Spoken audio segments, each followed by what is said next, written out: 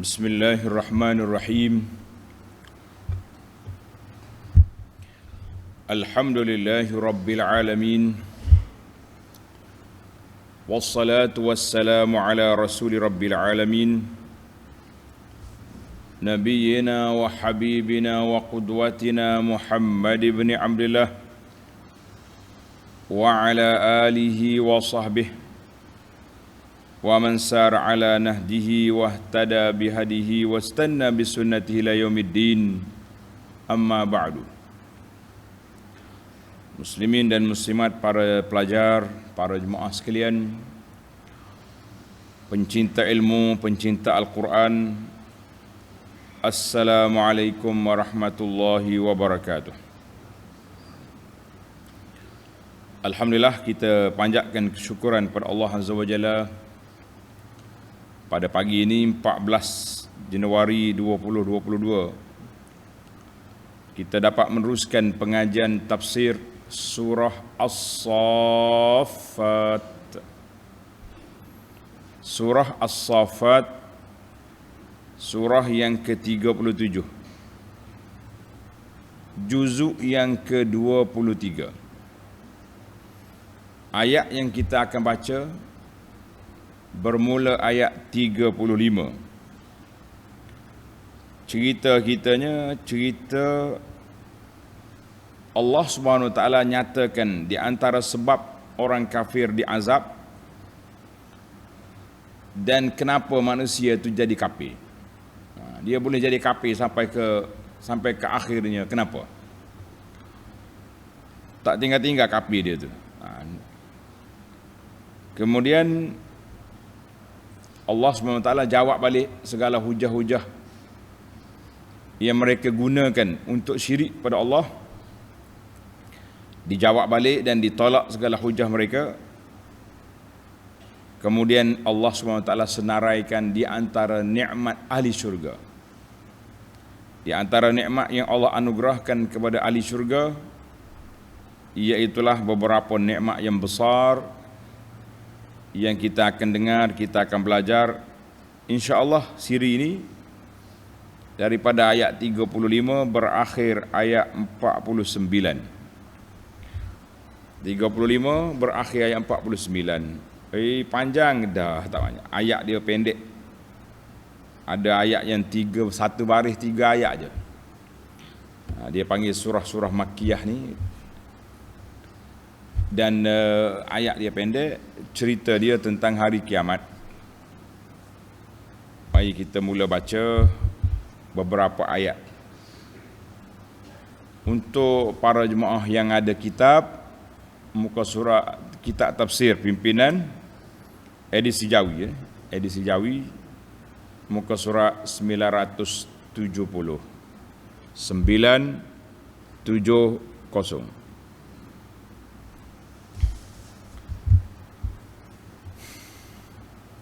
أعوذ بالله السميع العليم من الشيطان الرجيم. إنهم كانوا إذا قيل لهم لا إله إلا الله يستكبرون ويقولون أئنا لتاركو آلهتنا لشاعر مجنون بل جاء بالحق وصدق المرسلين إنكم لذائق العذاب الأليم وما تجزون إلا ما كنتم تعملون إلا عباد الله المخلصين أولئك لهم رزق معلوم فواكه وهم مكرمون fi jannatin na'im ala sururim mutaqabilin. Setakat itu dulu. Balik mula kepada ayat 35. Ayat 35. Innahum kanu idza qila lahum la ilaha illallah yastakbirun. Sebenarnya mereka dahulu. Siapa dia mereka tu? Mereka puak-puak kafir.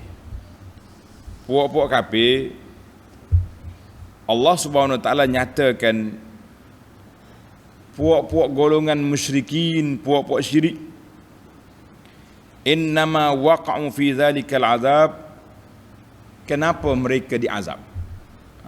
Kenapa mereka diseksa? Tengok dalam ayat 34, inna kadzalika naf'alu bil mujrimin. Itulah azab yang kami timpakan, yang kami perlakukan kepada puak-puak mujrimin, orang-orang yang berdosa.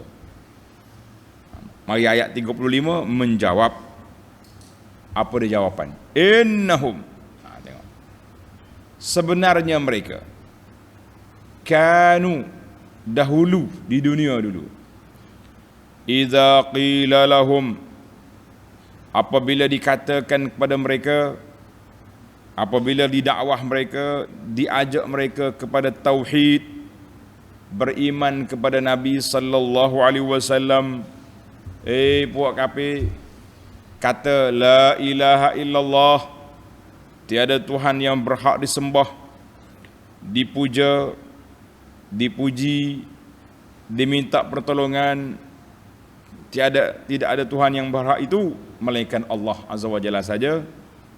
Yastakbirun, mereka bersikap takabur, mengingkarinya. Ini punca. Makna Allah SWT nyatakan di sini, wala yastajibun la yatakabbaruna an qauli dzalik, mereka tak mau menerima apa yang dibawa oleh Nabi sallallahu alaihi wasallam, apa yang dakwah itu tak mau terima. Bukan sakat tak terima, wala yastajibun yastakbirun ay yatakabbarun, sombong. Apa dia sombong itu? Tengok ayat 36. Ini di antara ciri-ciri kesombongan, samsingnya puak-puak Quraisy, kerah kepalanya mereka, tak mau terima dakwah. Bahkan dia jawab balik. Dia kata apa? Wa yaquluna a inna latariku alihatina,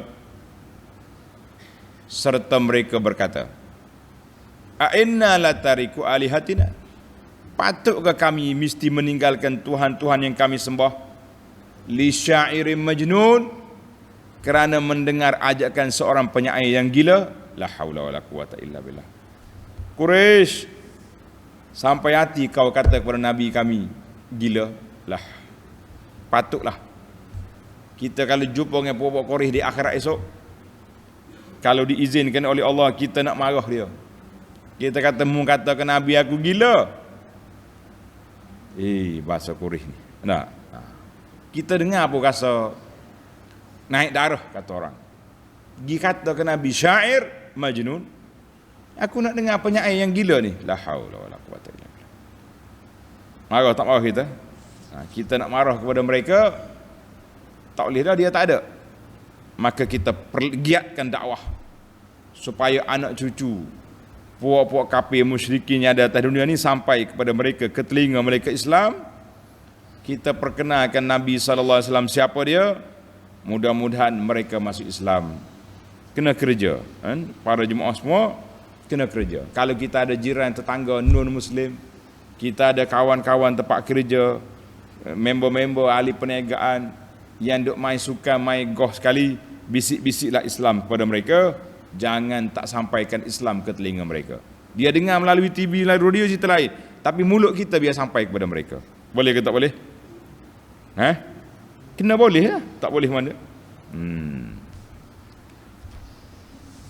Maka bila dijawab macam ni, bila dia kata lagu tu, dia tuduh Nabi SAW seperti ini, kita kata ini satu tuduhan yang berat, tuduhan yang jahat, tuduhan yang bertujuan untuk menjatuhkan Nabi SAW, nak menjauhkan orang ramai daripada menerima dakwahnya. Maka Allah jawab balik. Tengok ayat 37, Allah jawab kepada tuduhan jahat mereka. Bal jaa bil haqq. Tidak, Nabi Muhammad sallallahu alaihi wasallam bukan penyair dan bukan pula seorang yang gila. Wa saddaqal mursalin, bahkan ia telah membawa kebenaran tauhid. Ini mana Allah suruh jawab balik. Kita ni ada kalanya boleh je kita diam apabila orang terlalu bodoh, mengecam, mengeji, mengata kita, tak payah jawab. Sebab ada ayat lain. Cuba tengok ayat berapa ni. Allah kata,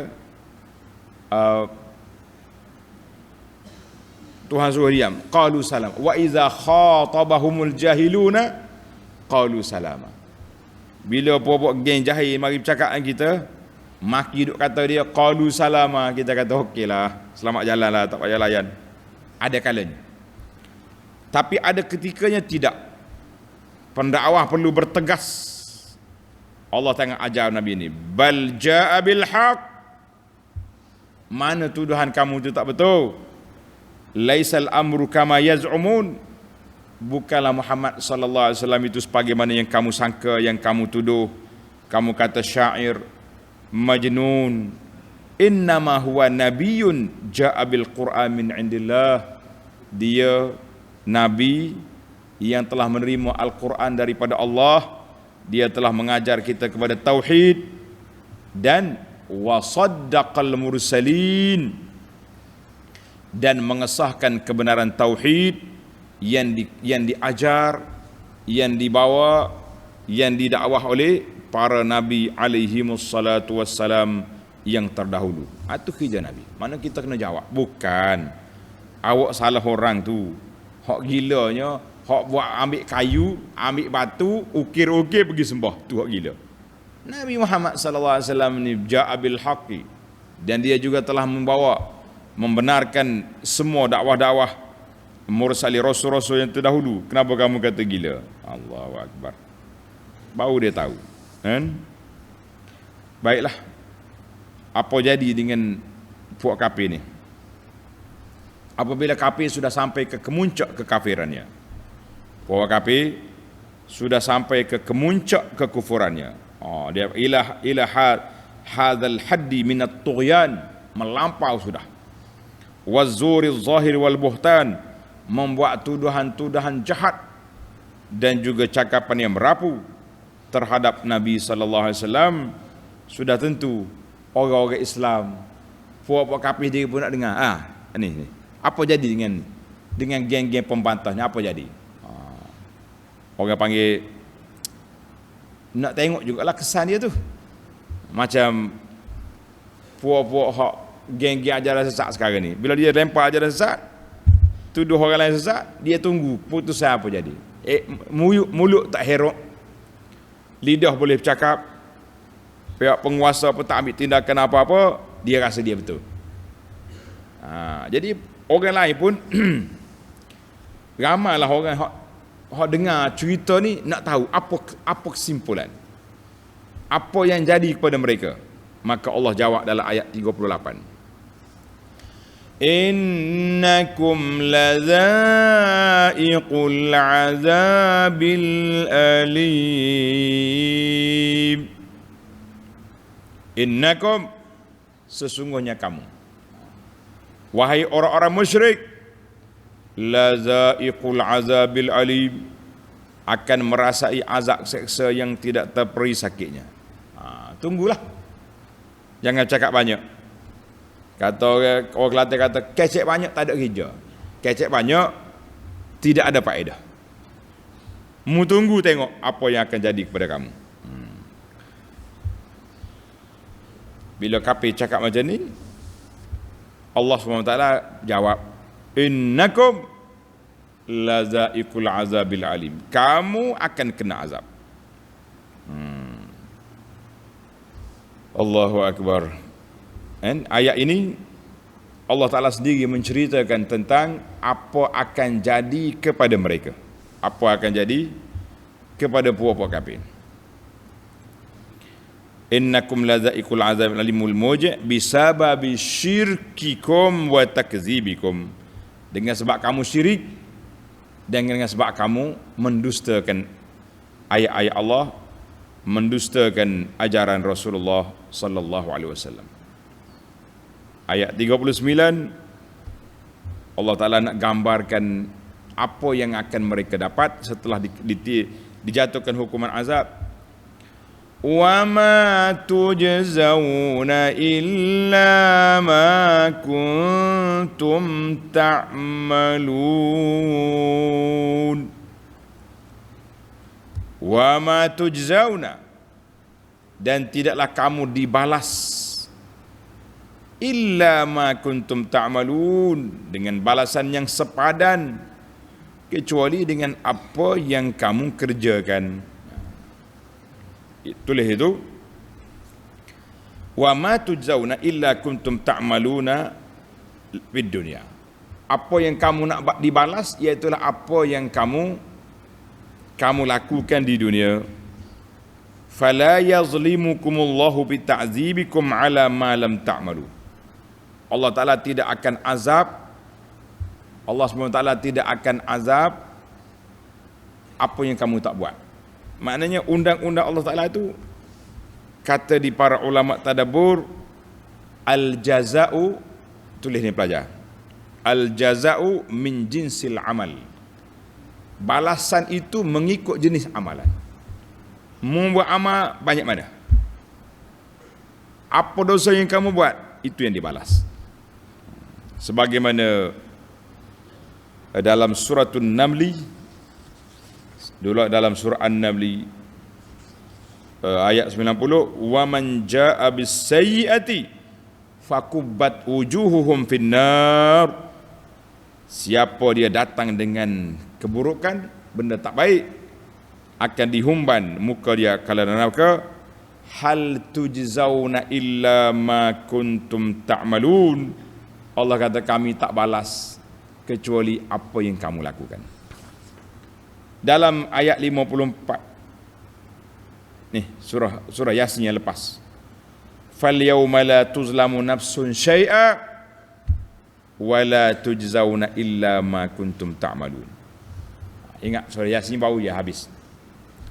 Hari ini kami la tuzlamu nafsun, tidak ada mana-mana diri yang akan dizalimi, wala tujzauna, kamu tidak dibalas kecuali apa yang telah kamu kerjakan di dunia dulu. Baik, itu Allah Ta'ala tegas kepada kita setelah dinyatakan keadaan hukuman yang dikenakan ke atas orang-orang mutakabbirin, orang yang sombong daripada menerima tauhid, al-musirrina ala inkarin nubuwah, yang berterusan kerah kepala tak mau terima dakwah Nabi. Ardafahu bi dzikril mukhlasin. Allahu Akbar. Kata ayat yang keseterusnya, ayat yang ke-40, Allah SWT akan nyatakan pula sifat-sifat orang ikhlas, sifat-sifat orang yang beriman, bagaimana mereka akan menerima pahala, bagaimana suasana mereka, bagaimana keadaan mereka di akhirat. Mari kita baca. Sebelum kita baca nikmat-nikmat yang dikurniakan pada ahli syurga, lebih dahulu kita berdoa, Allahumma ja'alna min ahlil jannah. Kata Amir, Allahumma ja'alna min ahlil jannah, Allahumma ja'alna min ahlil jannah. Ya Allah, jadikan kami semua ni ahli syurga, dan anugerahkan kepada kami di dunia ini sifat-sifat, amalan-amalan yang melayakkan kami untuk menjadi ahli syurga. Amin ya rabbal alamin. Tengok ayat 40, Allah kata apa? illa ibadallahil mukhlasin, kecuali hamba-hamba Allah yang dibersihkan dari sebarang syirik. Hamba Allah Ta'ala yang Allah Ta'ala bersihkan dia, Allah Ta'ala beri kepada dia sifat ikhlas dalam melakukan ketaatan, maka orang ini layak menerima rahmat Allah Azza wa Jalla. Mereka tidak merasa azab. Kalau ada sedikit-sedikit kesalahan mereka, Allah Ta'ala maafkan, Allah Ta'ala hapuskan, dengan sebab mereka sentiasa beristighfar, Allahumma ghafirli, astaghfirullah. Setiap kali kita lepas solat, kita beristighfar, astaghfirullah, astaghfirullah, astaghfirullah, maka Allah Ta'ala tutup segala kelemahan kita, Allah Ta'ala maafkan kesalahan kita. Ya Rabbal Alamin, Allahumma ighfir lana wali walidayna, ya Allah ampunkan kami dan dua ibu bapa kami dan keluarga kami dan orang-orang yang kami sayangi. Ya Allah, tutuplah segala keaiban kami di akhirat, maafkan kesalahan kami, layakkan kami untuk menerima anugerah yang besar ini, ya Rabbal Alamin. Ayat 41, ulaika lahum rizqum ma'lum, mereka itu beroleh limpah kurnia yang termaklum. Apa dia? Apa dia maklum di sini? Tengok ulama tafsir kata, ulaikal mukhlasun min ibadillah lahum ata'un ghairu majhul. Bagi mereka anugerah daripada Allah Ta'ala tidak majhul, bukan benda tak tahu, benda sudah tahu. Apa dia? Apa benda maklum? Tengok ulama tafsir kata. Kata di Ibnul Jauzi dalam tafsir dia, ulaika lahum rizqum ma'lum. Yang pertama, al-jannah, rezeki yang telah diketahui itu syurga. Yang kedua, ar-rizqu fil jannah, rezeki yang Allah sediakan dalam syurga. Syurga tu tahu dah, tapi hak dalam syurga tu, isi kandungan syurga itu maksud dia. Jadi kata di para ulama, semualah bila masuk syurga, kat kita naklah isi kandungan dia tu. Apa dia isi kandungan? Di antaranya, bukan semua ni Allah sebut, dia sebut di ayat ini, dia sebut di ayat lain gitu. Di antaranya, tengok ayat 42, fawakihu wa hum mukramun. Di antara rezeki itu, iaitulah buah-buahan yang lazat serta mereka mendapat penghormatan. Lahum fawakihu mutanawwi'atun yatana'amuna biha wa yatalazzazun. Mereka dapat buah-buahan. Tanda ni pelajar, orang dalam syurga makan bukan kerana lapar, dia makan kerana seronok, suka-suka. Kita atas dunia ni lapar makan, tak ada duit pergi cari, tak ada duit curi. Setengah orang tu na'udzubillah, Allahu Akbar, curi. Tapi orang dalam syurga, yatana'amun yatalazzazu, bukan kerana makan, bukan kerana lapar, kerana seronok, suka. Mukramun, oi, lagi pula mereka itu dimuliakan oleh Allah Azza wa Jalla. Habislah orang yang dapat penghormatan, mendapat nikmat yang besar. Jadi di antara nama nikmat itu fawakih, buah-buahan. Jadi jangan tanya nama apa. Buah jambu ada ke tidak, pisang ada ke tidak dalam syurga, apa yang kamu nak semua ada. Tapi kata Ibnu Abbas, nama sama, benda tak sama. Nama je sama, benda tak sama. Hak ni hak dunia, yang tu di akhirat. Kalau kita nak khayal boleh je. Kau ni kita pergi pasar buah contohnya. Orang-orang yang pergi ke pergi apa ni, pergi ke Taif, selalu ambil gambar kan, gambar comel-comel buah-buahan. Kita duduk dalam syurga lagu ni ke, nama je sama tapi benda tak sama. Fi jannatin na'im, di dalam syurga-syurga yang penuh melimpah dengan berjenis-jenis nikmat.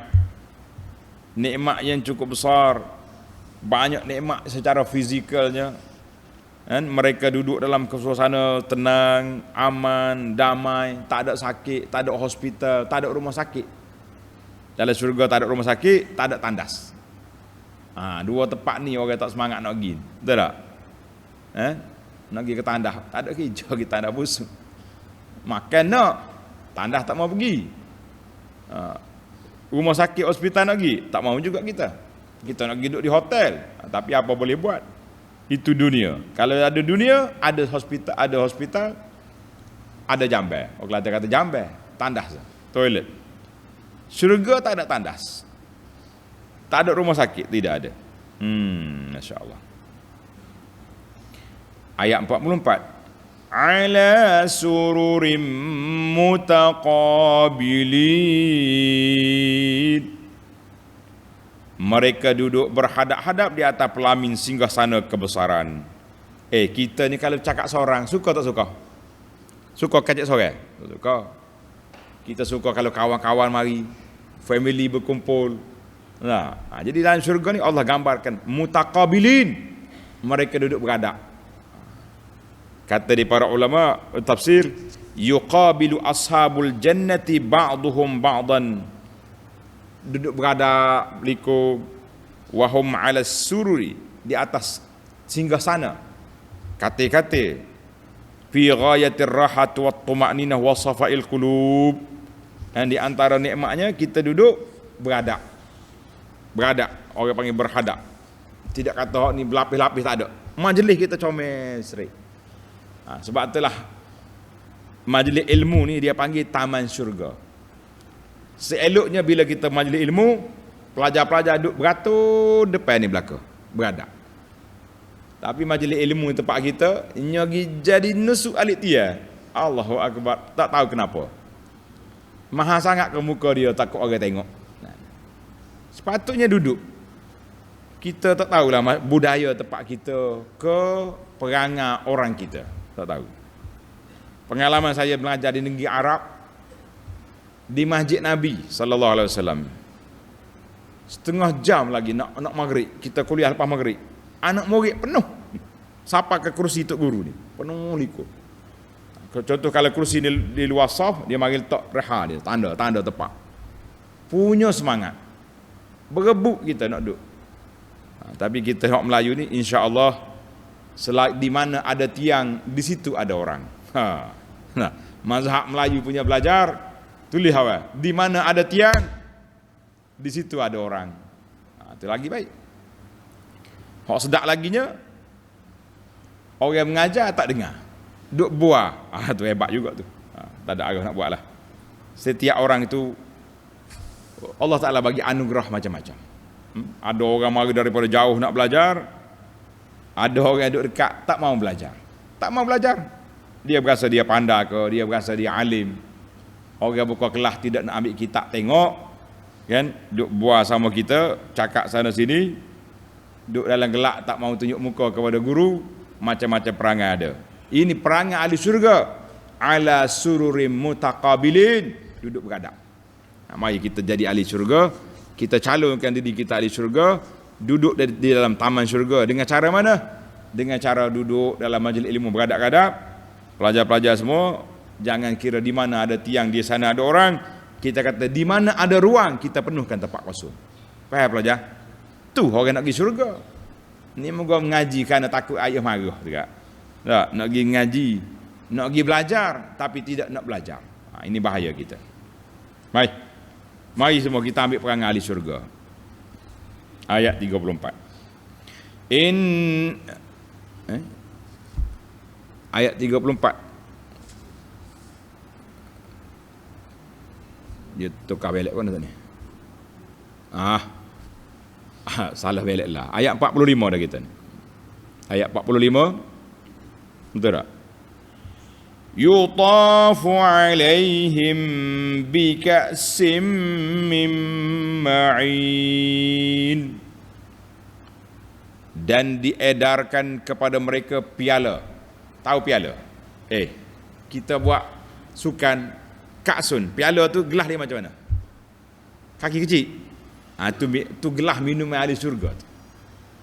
Piala atau gelas yang berisi arak. Arak di sini bukan arak mabuk tau. Yang diambil daripada sungainya yang mengalir. Nama je arak, jangan duk mikir orang mabuk lah syurga. La. Kalau kata ka'sun, kap ni piala tu kaki kecil tu. Itu minum orang dalam syurga. Jangan pula mu tengok orang minum arak kecil. Ni lah tu orang hok minum. Tu orang cepat nak masuk syurga. Dia masuk syurga atas dunia, dia masuk neraka di akhirat. Nauzubillah. Nauzubillah. Jadi setelah kita makan buah dah sudah. Kemudian kita pergi minum air pula yang sungguh lazat. Allahu akbar. Lazat yutafu. Diedarkan. Tak payah pergi ambil air, tak perlu. Duduk sini cokoh atas surur, atas singgah sana pelayan-pelayan mari. Bos, tuan, mau minum air apa? Ish, menarik hidup. Bayda lazzatil lisyaribin. Minuman itu putih bersih, lagi lazat rasanya bagi orang yang meminum. Tidak kata mabuk puih, minum penimpal berjalan huyu hayang, tak ada. Ini minum lagi sehat, lagi sedap, tak perlu pergi tandas, tak ada tempat kencing, tidak ada. La fiha ghaulun wa la hum anha yunzafun. Ia tidak mengandungi sesuatu yang berbahaya dan tidak pula mereka mabuk kerana menikmatinya. Mabuk tidak, bahaya pun tidak. Itu dari sudut minuman. Buah-buah, mari minuman. Pasangan pula macam mana? Tengok sini. Kita tengok dia punya pasangan. Tengok ayat 48. Ayat 48 dah. Wa indahum qasiratut tarfi'in ka'annahum baydun maknun. Wa indahum, sedang di sisi mereka pula ada bidadari. Apa dia sifat bidadari ni? Dengar ni. Ia nak calon diri dia sebagai bidadari di akhirat esok. Siapa dia? Wanita-wanita kita hari inilah. Wanita kita ni, isteri kita, anak-anak perempuan kita, makcik-makcik, nenek-nenek, opah-opah. Dengar ni, semua ni akan jadi bidadari belaka. Tak ada hok kecuk-kecuk semua ada lah ni. Duk main bedak sejuk ni tak ada dah dalam syurga. Comel muda semula. Tengok mata dia macam mana. Sedang di sisi mereka pula ada bidadari-bidadari yang tidak menumpukan pandangannya kecuali kepada suami. Pandangan mereka, mata dia tidak kata pergi jauh, tengok orang tu orang ni, tak mau. Dia tengok pada suami dia saja. Allahu Akbar. Maknanya suami pun tak tengok orang lain, tengok bidadari dia. Ni kita duk buat atas dunia sedap. Ini bidadari saya, bidadari saya. Waktu duduk sebelah bini, tak ada bini, duduk selfie ngetin orang lain. Bidadari saya. Main-main. Wa indahum qasirat, lagi yang cukup indah luah matanya. Mata dia bukan mata sepik. Orang panggil mata ripik tu tak. Mata dia luah, bukan macam lolo. Ikan lolo kena. Hak bola tu, tak comel juga lagu tu, mata lolo. Mata dia luah tu comel lah. Kalau nak tengok gambar dia macam mata orang Arab sekarang ni, lawa mata dia. Ini gambaran jelas Allah Ta'ala sebut. Mu tak say lagi apa boleh buat. Kata di ulama tafsir, wa inda ibadillahil mukhlasin fil jannah, orang-orang yang ikhlas dalam syurga, dia ada perempuan-perempuan isteri bidadari yang mata dia tak tengok orang lain, dia tengok suami dia aja. Tak tengok. Dia punya mata dia comel. Ka'annahunna baydun maknun, putih kekuningan. Orang dalam syurga tidak hitam, dia bukan putih, tak ada warna, dia panggil putih kekuningan. Comel lah warna tu. Seolah-olah mereka telur burung kaswari. Mengaji tengok burung kaswari. Burung unta tu orang panggil. Kaji tengok. Tengok mana? Tengok dalam TV. Kau tengok dalam zoo. Kena kita tengok telur dia macam mana. Ka'annahunna baydun maknun. Seolah-olah mereka telur kaswari yang tersimpan dengan sebaik-baiknya. Macam mana telur kaswari, nak tahu? Kaswari ni, dengar dia punya telur. Lepas ni nanti balik rumah minta tengok internet, tengok dia panggil bait an-na'amah. Orang Arab panggil burung kaswari itu dia panggil na'amah. Dia punya burung pelik. Telur dia nak telur tu dia lapik dengan bulu dia tu. Tak bulu. Pok dia telur, dia simpan pula tudung pula. Jaga molek. Duk telur kata pindah tu itik dalam lecah tu bukan lagu tu. Nah, telur itik sedap makan. Tapi kalau kita nak pergi kutik letih rasa. Duduk orang panggil duduk lecah dalam air. Kota-kota belakang rumah ni. Nih, baydun maknun, macam telur burung kaswari. Pelajar-pelajar kita nak tengok macam mana kaswari bertelur, tengok dalam internet, kita tengok Allah comelnya. Bagaimana mereka ni boleh menyimpan dia punya telur dia tu. Dia kata, ulama tafsir kata apa ni? Baydun maknun ai baydun na'am, burung kaswari. Dia kata takunu birris. Dia tudung dengan bulu dia tu. Wal ghubar, takut kena debu telur dia tu. Warna dia putih kekuningan. Comel lah tu. Kita cakap pun tak ada faedah dah. Tak. Makcik-makcik hok dengar ni pun jangan kecil hati. Allah, tua dah makcik ustaz. Semua hok 80 tahun jadi 30 semula. Hok kecuk-kecuk tak ada lah syurga. Sebab itulah mari orang tua dia bergurau. Dia jumpa dengan Nabi, Nabi kata, makcik, orang tua tak ada lah syurga. Menangis makcik tu. Habis makcik nak hidup mana? Maknanya rupa tua tak ada. Semuanya muda balik belaka. Jadi tak payah pakai susuk apa hak jenis. Cocok nak suruh comel, susuk. Tak payah pakai susuk, tak payah pakai kosmetik, tak payah pergi berapa dia bomo, tak payah. Yang pentingnya kita persiapkan diri kita dengan ibadat, dengan ikhlaskan ibadat, ikhlaskan tauhid, insya-Allah di sana kita akan jadi comel. Baiklah para pelajar sekalian, tamatlah huraian ayat, kita pergi kepada 5 faedah secara ringkasnya insya-Allah. Al-fawaid at-tarbawiyah. Ini kena tulis ni pelajar ni. Tak ada dalam kitab pimpinannya. Faedah dari sudut pendidikan. Yang kita boleh kutip daripada ayat 35 sehingga 49 ni apa dia? Yang pertama, Allah Ta'ala sebut dalam ayat ini, tengok ayat 30 apa kita mula tadi? Ayat 35. Innahum kanu idza qila lahum la ilaha illallah yastakbirun. Apabila kita dakwah hajat dia la ilaha illallah, sombong. Tulis pelajar. Ayat ini mengajar kepada kita wujub al-khudu'. Bila kita dengar la ilaha illallah, wajib kita kena akur. Kita kena tunduk. Kita kena akur dengan ketetapan Allah Azza wa Jalla. Sebab bila kita kata kita ni mengucap 2 kalimah syahadah, tapi bila baca Quran Tuhan kata haram riba, tak juga. Haram rasuah, Nabi kata lawan juga. Maka itu tidak betul-betul dia punya tahqiq merealisasikan tauhid dalam diri dia. Tak ada. Orang yang betul-betul tahqiq tauhid, iaitulah orang yang tunduk, akur, patuh kepada kalimah la ilaha illallah dan juga Muhammadur Rasulullah. Baru main.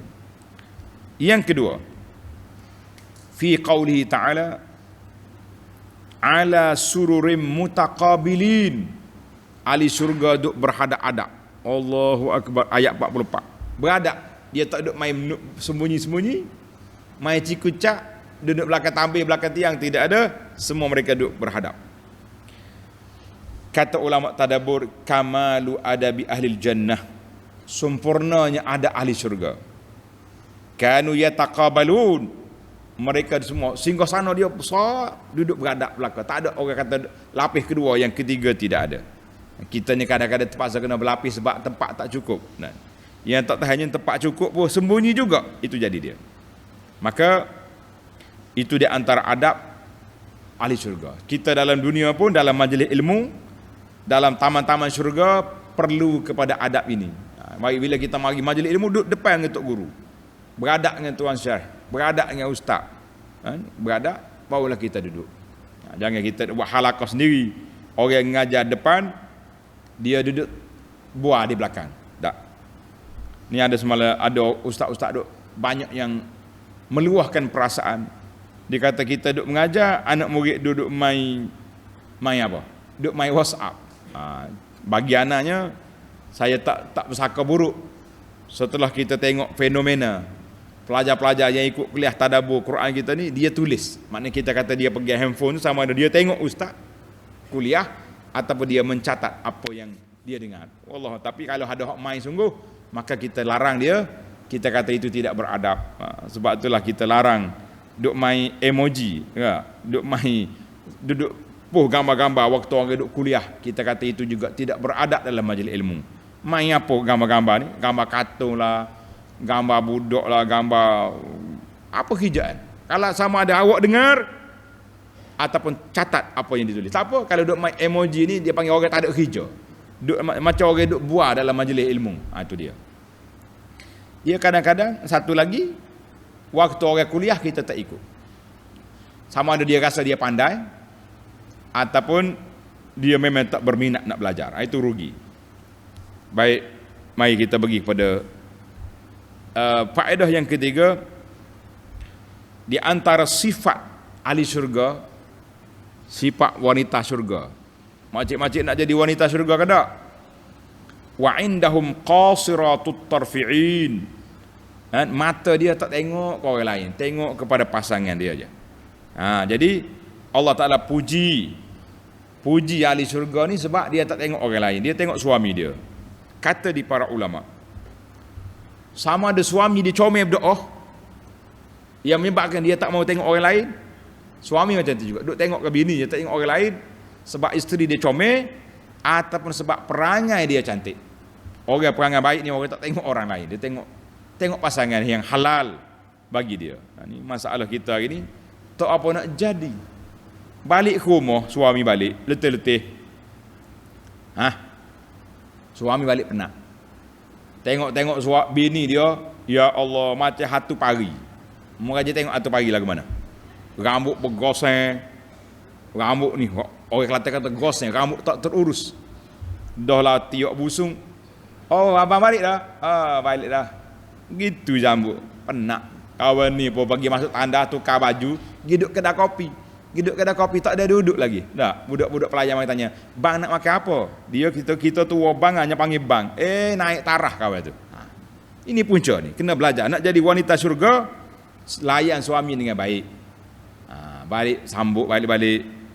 Kurang-kurang apa, kalau suami buat balik apa-apa, tengok gak dulu. Ni pakai sebeg situ. Suruh anak, ambil ayah balik tu. Tak dalam peti, tak tahu gapo awak klik.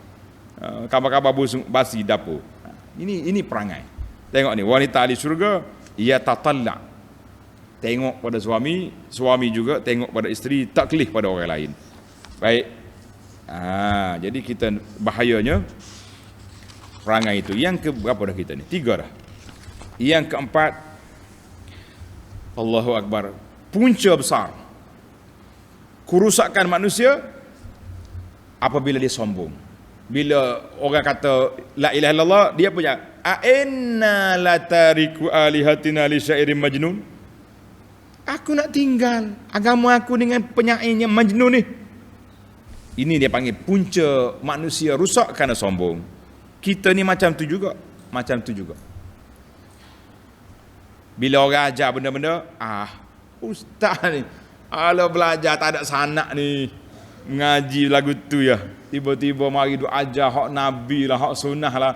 Tak, kita kata ini manusia sombong.